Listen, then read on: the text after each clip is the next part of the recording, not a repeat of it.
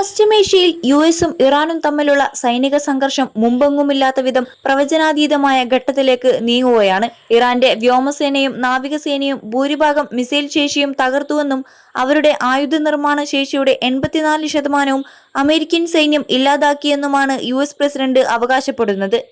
ഈ പ്രഖ്യാപനങ്ങൾ നിലനിൽക്കുമ്പോൾ തന്നെയാണ് എയർബേസുകൾക്ക് നേരെ ഇറാന്റെ മാരകമായ മിസൈൽ ആക്രമണം ഉണ്ടാകുന്നത്.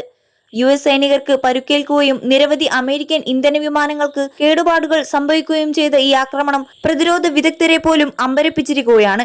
കടുത്ത ബോംബാക്രമണങ്ങളെ അതിജീവിച്ച് ഇറാൻ ഇപ്പോഴും ശക്തമായ തിരിച്ചടി നൽകുന്നത് എങ്ങനെയാണെന്നതിന്റെ തന്ത്രപ്രധാനമായ കാരണങ്ങൾ പരിശോധിക്കാം. ഇറാന്റെ പ്രത്യാക്രമണ ശേഷിയുടെ ഏറ്റവും വലിയ രഹസ്യം അവരുടെ അതീവ സുരക്ഷിതമായ ഭൂഗർഭ സൈനിക താവളങ്ങളാണ്.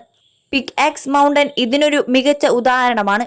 നൂറുകണക്കിന് മീറ്റർ ഉയരമുള്ള കരിങ്കൽ മലകൾക്ക് ഉള്ളിലേക്ക് ആഴത്തിൽ തുരന്നുണ്ടാക്കിയ 2 കൂറ്റൻ ടണൽ കോംപ്ലക്സുകളാണ് ഇവിടെയുള്ളത്.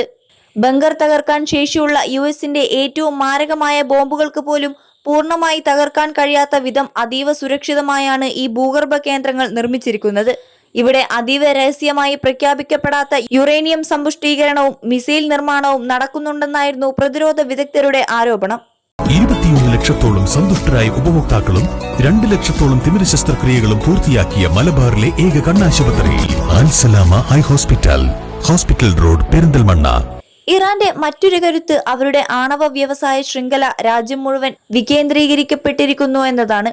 ഇസ്രായേൽ കഴിഞ്ഞ ദിവസം ഇറാന്റെ പ്രധാന സ്റ്റീൽ പ്ലാന്റുകൾ, പവർ പ്ലാന്റുകൾ, അരാക്കിലെ ഹെവി വാട്ടർ കോംപ്ലക്സ്, അർദാഖാനിലെ പ്രൊഡക്ഷൻ പ്ലാന്റ് എന്നിവയ്ക്ക് നേരെ കടുത്ത ആക്രമണം നടത്തിയിട്ടും ഇറാന്റെ കമാൻഡ് ആൻഡ് കൺട്രോൾ സംവിധാനത്തെയോ സൈനിക നീക്കങ്ങളെയോ അത് പൂർണ്ണമായി നിശ്ചലമാക്കിയിട്ടില്ല. ഒരു കേന്ദ്രം തകർന്നാലും മറ്റൊരു കേന്ദ്രത്തിലൂടെ ഉൽപാദനവും സൈനിക ഏകോപനവും തുടരാൻ ഇറാന് സാധിക്കുന്നുണ്ട്.